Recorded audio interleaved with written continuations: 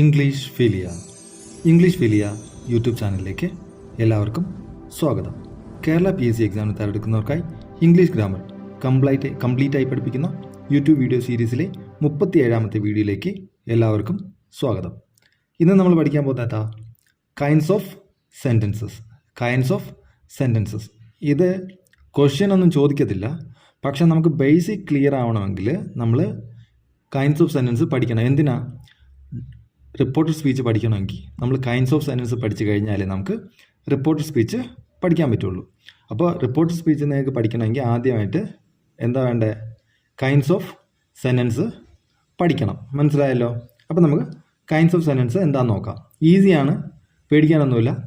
Sentences R of 4 kinds. Sentence എത്ര തരത്തിലുണ്ട്? 4 തരത്തിലാണ് സെൻറ്റൻസ് ഉള്ളത്. 4 തരത്തിൽ അല്ലേ? നോക്കൂ. Declarative or assertive sentences. First sentence 4 തരത്തിലുള്ളതിൽ ഒരു തരത്തിൽ സെൻറ്റൻസ് ആണ് ഡിക്ലറേറ്റീവ് ഓർ അസർട്ടീവ് സെൻറ്റൻസസ്. രണ്ടാമത്തെ എന്താ? Interrogative sentences, imperative sentences, exclamatory sentence. മനസ്സിലായോ? അപ്പം 4 തരം സെൻറ്റൻസ് ഉണ്ട്. Declarative or assertive sentence, interrogative sentence, imperative sentence, exclamatory sentence. മനസ്സിലായോ? ഇത്രയും 4 തരത്തിലുള്ള സെൻറ്റൻസ് ആണ് നമുക്കുള്ളത്. നോക്കൂ. Declarative or assertive sentence. ഇതെന്താ?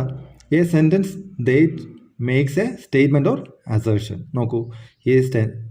A sentence that makes a statement or assertion. ഒരു പ്രസ്താവനയെക്കുറിച്ച് പറയുന്ന സെൻറ്റൻസ് ആണ് എന്ന് പറയുന്നത് ഡിക്ലറേറ്റീവ് ഓർ അസർട്ടീവ് സെൻറ്റൻസ് എന്ന് പറയുന്നത്. നോക്കൂ. ഇത് എങ്ങനെയാണ് തുടങ്ങുന്നത്? നമുക്ക് സെൻറ്റൻസ് കാണുമ്പോൾ തന്നെ നമുക്ക് എളുപ്പത്തിൽ ഇത് നിങ്ങൾ വായിക്കുമ്പോൾ നിങ്ങൾക്ക് മനസ്സിലായിട്ടുണ്ടാവില്ല, പക്ഷേ സെൻറ്റൻസ് കാണുമ്പോൾ നമുക്ക് മനസ്സിലാവും. എങ്ങനെ മനസ്സിലാവും?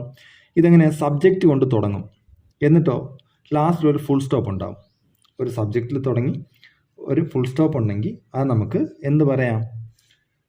ഡിക്ലറേറ്റീവ് സെൻറ്റൻസ് അല്ലെങ്കിൽ അസർട്ടീവ് സെൻറ്റൻസ് എന്ന് പറയാൻ പറ്റും. നോക്കൂ. ഇവിടെ നോക്കൂ. Starts with a subject. Subject എന്ന് പറഞ്ഞാൽ എന്താ? നൗൺ ആയിരിക്കും അല്ലേ? നൗൺ അല്ലെങ്കിൽ പ്രോനൗൺ ആയിരിക്കും. എന്താ? നൗൺ അല്ലെങ്കിൽ പ്രോനൗൺ എന്താ പറയുന്നത്? ഒരു വ്യക്തിയുടെയോ ഒരു വസ്തുവിൻ്റെ പേരായിരിക്കും നൗൺ അല്ലെങ്കിൽ പ്രോനൗൺ. അതായിരിക്കും സബ്ജക്റ്റ്. അപ്പം ഒരു വ്യക്തിയുടെ വസ്തുവിൻ്റെ പേര് വരും തുടക്കത്തിൽ, പിന്നെ ലാസ്റ്റ് ഒരു ഫുൾ സ്റ്റോപ്പും വരും. മനസ്സിലായല്ലോ? അപ്പോൾ ഇതാണ് ഡിക്ലറേറ്റീവ് ഓർ അസർട്ടീവ് സെൻറ്റൻസ്. കണ്ടുപിടിക്കാൻ ഈസി. ഇങ്ങ് നോക്കൂ. The rose smells sweet.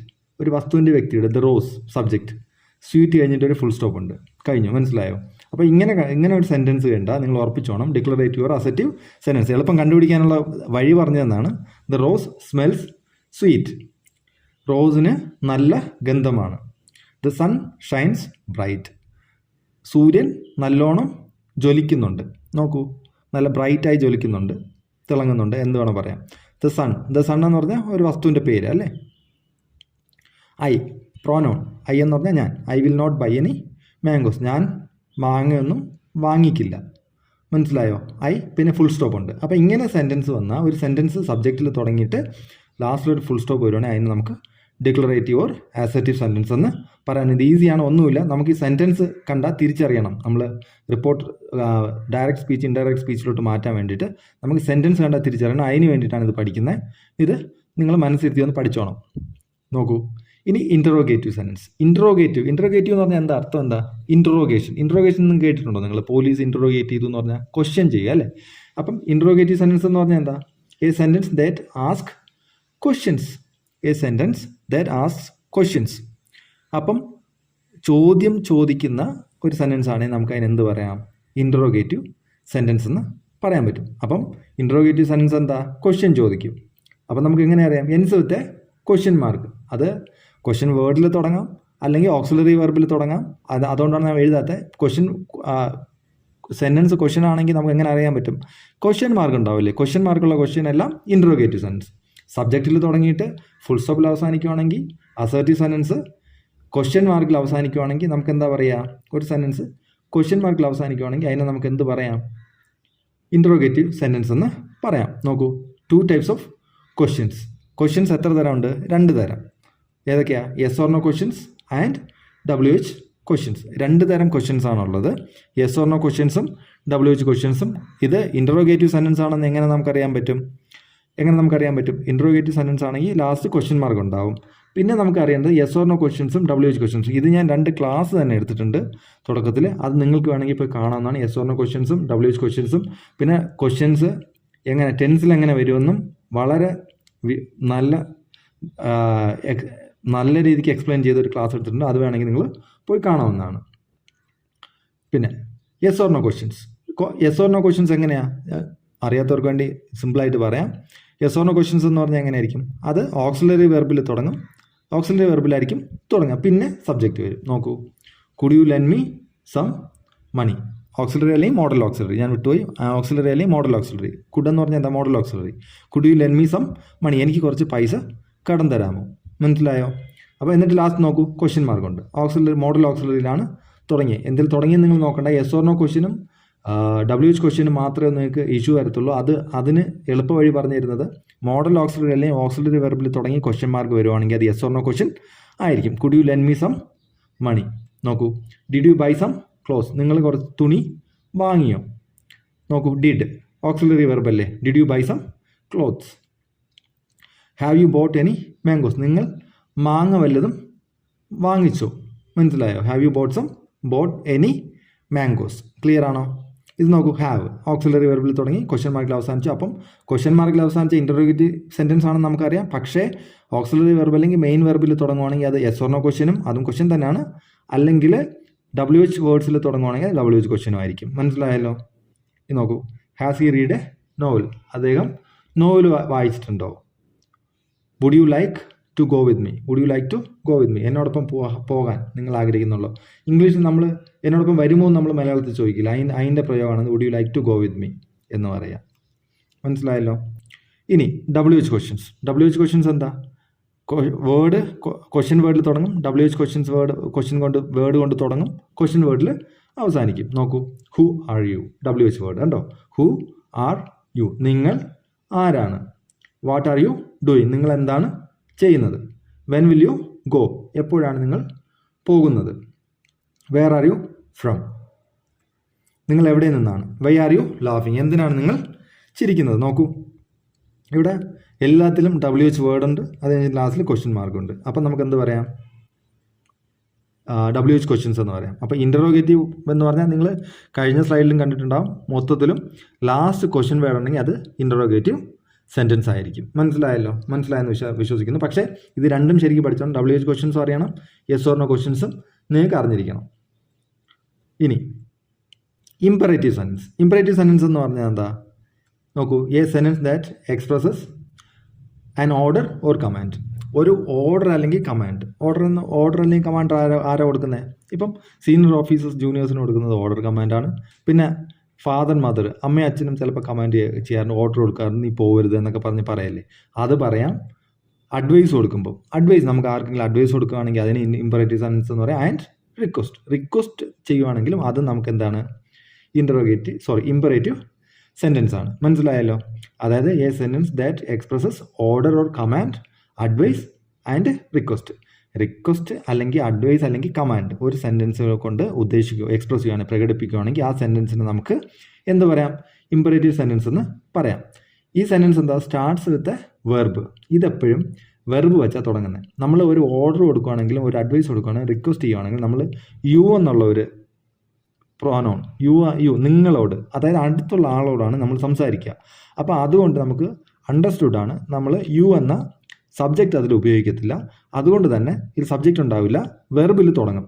മനസ്സിലായോ? അതിന് എൻസ് വിത്ത് ഫുൾ സ്റ്റോപ്പ്. സബ്ജക്റ്റിൽ തുടങ്ങി ഫുൾ സ്റ്റോപ്പിൽ അവസാനിച്ച എന്തായിരുന്നു? അസർട്ടീവ് സെൻറ്റൻസും. ലാസ്റ്റിൽ ക്വസ്റ്റ്യൻ മാർക്ക് ഉണ്ടെങ്കിൽ അതെന്തായിരുന്നു? ഇൻ്ററോഗേറ്റീവ് സെൻറ്റൻസും. ഇമ്പറേറ്റീവ് സെൻറ്റൻസ് ആണെങ്കിൽ എന്താ? വെർബിൽ തുടങ്ങും എന്നാൽ അവസാനിക്കുന്നത് എന്താ? ഫുൾ സ്റ്റോപ്പിൽ. സബ്ജക്റ്റിൽ തുടങ്ങി ഫുൾ സ്റ്റോപ്പ് ആണെങ്കിൽ എന്താ? അസർട്ടീവ് സെൻറ്റൻസും. വെർബിൽ തുടങ്ങി ഫുൾ സ്റ്റോപ്പ് ഉണ്ടെങ്കിൽ എന്താ അർത്ഥം? ഇമ്പറേറ്റീവ് സെൻറ്റൻസ് ആണ്. നോക്കൂ, എക്സാമ്പിൾസ് നോക്കുമ്പോൾ നിങ്ങൾക്ക് മനസ്സിലാവും. ഓർഡർ ഒരു കമാൻഡ്, അത് പ്രത്യേകം തന്നെ നോക്കാം. ഓപ്പൺ ദ ഡോർ, നമ്മൾ ആർക്കെങ്കിലും ഓപ്പൺ ദ ഡോർ എന്ന് പറഞ്ഞാൽ ഓപ്പൺ, നോക്കൂ വെർബ്, ദ ഡോർ ഓപ്പൺ. പിന്നെ ലാസ്റ്റ് എന്താ? ഫുൾ സ്റ്റോപ്പ് ഉണ്ട്. ഓപ്പൺ ദ ഡോർ, കഥക് തുറക്കൂ. ബി ക്വയറ്റ്, മിണ്ടായിരിക്കൂ. സ്റ്റേ അവേ, മാറി നിൽക്കൂ ഇതിൽ നിന്ന്. മനസ്സിലായി? ഇതൊക്കെ ഓർഡേഴ്സ്. പക്ഷേ നോക്കൂ, എല്ലാത്തിലും വെർബാണ്. ബി വെർബാണ്, സ്റ്റേ വെർബാണ്, ഓപ്പൺ. പക്ഷേ ലാസ്റ്റ് ഫുൾ സ്റ്റോപ്പ്. അപ്പം അങ്ങനെ വന്നാൽ നമുക്ക് ഇമ്പറേറ്റീവ് സെൻറ്റൻസ് എന്ന് പറയാം. പക്ഷേ ഇത് ഓർഡർ ഓർ കമാൻഡാണ്. അത് നമ്മൾ സംസാരിക്കുന്ന ടോണും ഇതും വെച്ചിട്ടാണ് വ്യത്യാസം വരുന്നത്. എന്നാലും ഒന്ന് അറിഞ്ഞിരിക്കാൻ വേണ്ടി പറഞ്ഞതേ ഉള്ളൂ. അഡ്വൈസ് എന്താ? ബൈ എ ന്യൂ കാർ, ഒരു പുതിയ കാറ് വാങ്ങിക്കൂ. സ്റ്റഡി വെൽ, നല്ലോണം പഠിക്കണം. ഇതൊക്കെ അഡ്വൈസ് അല്ലേ? ഡോൺ ഗോ ദെയർ, അവിടെ പോകരുത്. ഡോൺ ഗോ ദെയർ, അവിടെ പോകരുത്. മനസ്സിലായല്ലോ? ഇനി റിക്വസ്റ്റ് ഒന്നുമില്ല, ഈ സെയിം തന്നെയാണ്, വ്യത്യാസമൊന്നും വരത്തില്ല. Please pass the salt. Pass നോക്കൂ, പാസ് എന്താ? വെർബ്, പിന്നെ സാൾട്ട്, ഫുൾ സ്റ്റോപ്പ് ഉണ്ട്. Please give me some water. Give me some water please എന്നും പറയാം, please give me some water എന്നും പറയാം. ഗിവ് മീ സം വാട്ടർ എന്ന് പറഞ്ഞാൽ വാട്ടർ പ്ലീസ് എന്ന് പറയുകയാണെങ്കിൽ ഗിവ് മീ സം വാട്ടർ കഴിഞ്ഞിട്ട് കോമ കഴിഞ്ഞിട്ട് ഒരു പ്ലീസ് കൊടുക്കുക. അല്ലാത്ത പക്ഷം please give me some water എന്ന് പറഞ്ഞാൽ മതി. അപ്പോൾ പ്ലീസ് കിടക്കുന്നു എന്ന് വെച്ച് പ്ലീസിൽ തുടങ്ങിയെന്ന് വെച്ചിട്ട് നിങ്ങൾ ഇതാക്കരുത്.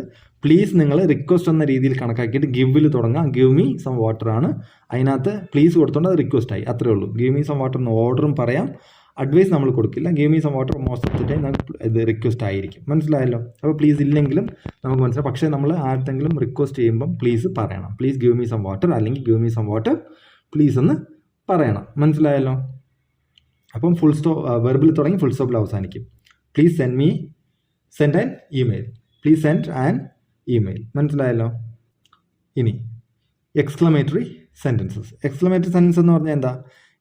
ഈ മൂന്നും പോയി കഴിഞ്ഞാൽ, അതായത് നമ്മൾ A sentence that expresses strong feeling ആണ്, നല്ല ഫീലിംഗ്, വലിയ ഫീലിംഗ് എക്സ്പ്രസ് ചെയ്യുന്നതിനാണ്, വികാരം എക്സ്പ്രസ് ചെയ്യുന്നതിനാണ് നമ്മൾ എന്ത് പറയുന്നത്? എക്സ്ക്ലമേറ്ററി സെൻറ്റൻസ് എന്ന് പറയുന്നത്. ഇത് വലിയ പേടിക്കാനില്ല. നമുക്കിത് മൂന്ന് വരെയെങ്കിൽ തന്നെ ബാക്കി എല്ലാ എക്സ്ക്ലമേറ്ററി സെൻറ്റൻസ് അറിയാം. അല്ലാത്ത പക്ഷവും എക്സ്ക്ലമേറ്ററി സെൻറ്റൻസിൽ ലാസ്റ്റിൽ എക്സ്ക്ലമേഷൻ മാർക്ക് ഉണ്ടാവും. എന്ന് പറഞ്ഞാൽ ആശ്ചര്യചിഹ്നം, ഒരു വണ്ണും അടിയിലൊരു കുത്തും, എക്സ്ക്ലമേഷൻ മാർക്ക് ഉണ്ടാവും. അപ്പോൾ അത് കണ്ടാൽ നമുക്ക് എക്സ്ക്ലമേറ്ററി സെൻറ്റൻസ് അറിയാൻ പറ്റും. അപ്പോൾ എക്സ്ക്ലമേറ്ററി സെൻറ്റൻസ് എന്താ? ഒരു ആശ്ചര്യചിഹ്നമാണെങ്കിൽ എക്സ്ക്ലമേറ്ററി സെൻറ്റൻസ്, വെർബിൽ തുടങ്ങുകയാണെങ്കിൽ ആ sentence imperative sentence, question mark ഉണ്ടെങ്കിൽ അത് ഇൻറ്ററോഗേറ്റീവ് സെൻറ്റൻസ്, ബാക്കിയെല്ലാം എന്താ? Assertive sentence. ഇത്രയേ ഉള്ളൂ. സിമ്പിളാണിത്. മനസ്സിലായല്ലോ? Ends with an exclamatory mark. How cold the night is.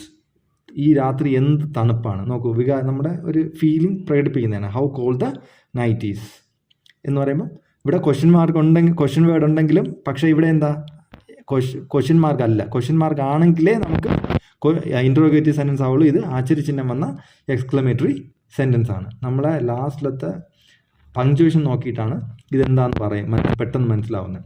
രണ്ടെണ്ണത്തിന് ഫുൾ സ്റ്റോപ്പ്. ഇതിനൊക്കെ അസർട്ടീവ് സെൻറ്റൻസിനും ഇമ്പറേറ്റീവ് സെൻറ്റൻസിനും. പക്ഷേ അസർട്ടീവ് സെൻറ്റൻസ് സബ്ജക്റ്റിൽ തുടങ്ങും, ഇമ്പറേറ്റീവ് സെൻറ്റൻസ് വെർബിൽ തുടങ്ങും. ഈ രണ്ട് മാറ്റവും നിങ്ങൾ ശ്രദ്ധിക്കുക. ബാക്കിയൊക്കെ നിങ്ങൾക്ക് ഈസി ആയിട്ട് മനസ്സിലാവും. വാട്ട് എ ഷെയിം, എന്തൊരു നാണക്കേട്. നോക്കൂ, വാട്ട് എ സർപ്രൈസ്, എന്തൊരു സർപ്രൈസ്. നോക്കൂ, congratulations, you did A great job. Congratulations, അഭിനന്ദനങ്ങൾ, നിങ്ങൾ നല്ലൊരു ജോലി ചെയ്തു, നല്ല ജോലിയാണ് ചെയ്തത്. ഓ ദാറ്റ് ഈസ് എക്സലൻറ്റ്, വളരെ നല്ലതാണ്. Oh that is good news. Hurrah, we won the match. Hurrah എന്നൊക്കെ പറയാൻ നമ്മൾ ഹാപ്പി, ഭയങ്കര സന്തോഷം കൂടുമ്പം ഈ പ്രകടിപ്പിക്കില്ലേ, നമ്മൾ കൂക്ക് വിളിക്കത്തില്ലേ, അതിന് വേണ്ടി ഇംഗ്ലീഷ് പറയുന്നതാണ് ഹുറ എന്ന് പറഞ്ഞത്. ഹുറ, വി വോൺ ദ മാച്ച് എന്ന് പറയും. മനസ്സിലായോ? വി വോൺ ദ മാച്ച് നമ്മൾ കളി ജയിച്ചു. ഓച്ച് ദാറ്റ് ഹർട്ട്. നമ്മൾ വേദനിക്കുമ്പോൾ ഓ എന്ന് പറയില്ല, അതുപോലെ ഇംഗ്ലീഷിൽ പറയുന്നതാണ് ഓച്ച് ദാറ്റ് ഹർട്ട്. നോക്കൂ, അപ്പം നമ്മൾ ഇന്ന് 4 തരം സെൻറ്റൻസ് ഉണ്ടെന്ന് പഠിച്ചു. അസർട്ടീവ് സെൻറ്റൻസ് എന്താണെന്ന് പഠിച്ചു. അസർട്ടീവ് സെൻറ്റൻസ് എന്താ? സബ്ജക്റ്റ് കൊണ്ട് തുടങ്ങും, ഫുൾ സ്റ്റോപ്പിൽ അവസാനിക്കും. പിന്നെന്താ? ഇൻറ്ററോഗേറ്റീവ് സെൻറ്റൻസ് എന്താ? ഒന്നിൽ എസ് ഓർ നോ ക്വസ്റ്റ്യൻ ആയിരിക്കും, അല്ലെങ്കിൽ WH ക്വസ്റ്റ്യൻസ് ആയിരിക്കും. എന്താണേലും ലാസ്റ്റിൽ ക്വസ്റ്റ്യൻ മാർക്ക് ഉണ്ടാവും. അത് എസ് ഓർ നോ ക്വസ്റ്റ്യൻ ആണെങ്കിൽ എന്താ?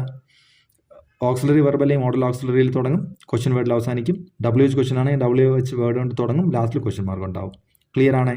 അത് കഴിഞ്ഞിട്ട് എന്താ? ഇമ്പറേറ്റീവ് സെൻറ്റൻസ് എന്താ? വെർബിൽ തുടങ്ങും, ഫുൾ സ്റ്റോപ്പിൽ അവസാനിക്കും. ഓർഡർ, കമാൻഡ്, റിക്വസ്റ്റ്, അതൊക്കെ അഡ്വൈസ്, ഇതൊക്കെ പറയാൻ വേണ്ടിയിട്ടാണ് നമ്മൾ ഇമ്പറേറ്റീവ് സെൻറ്റൻസ് ഉപയോഗിക്കുന്നത്. അതിൽ യു പറയത്തില്ല, അതുകൊണ്ടാണ്.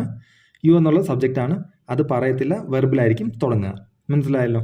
പിന്നെ ലാസ്റ്റ് എന്താ? എക്സ്ക്ലമേറ്ററി സെൻറ്റൻസ് പഠിച്ചു. നമ്മൾ ഭയങ്കര സന്തോഷം അല്ലെങ്കിൽ സങ്കടം, ഇത് ഇങ്ങനെയുള്ള വികാരങ്ങൾ പ്രകടിപ്പിക്കാൻ വേണ്ടി പറയുന്നതാണ്. ആ സെൻറ്റൻസിൻ്റെ ലാസ്റ്റിൽ ആശ്ചര്യചിഹ്നം ഉണ്ടാവും. അപ്പോൾ പഞ്ച്വേഷൻ നോക്കിയാൽ തന്നെ നമുക്ക് ഓൾമോസ്റ്റ് സെൻറ്റൻസ് മനസ്സിലാവും. ക്ലിയർ ആണെന്ന് വിശ്വസിക്കുന്നു. അപ്പം ഇന്നത്തെ വീഡിയോ ഇത്രയേ ഉള്ളൂ. ഇനി എന്തെങ്കിലും ഡൗട്ട് ഉണ്ടെങ്കിൽ കമൻറ്റ് ചെയ്യുക. അപ്പം അടുത്ത ക്ലാസ്സിൽ വീണ്ടും കാണുന്നവരെ താങ്ക് യു വെരി മച്ച്.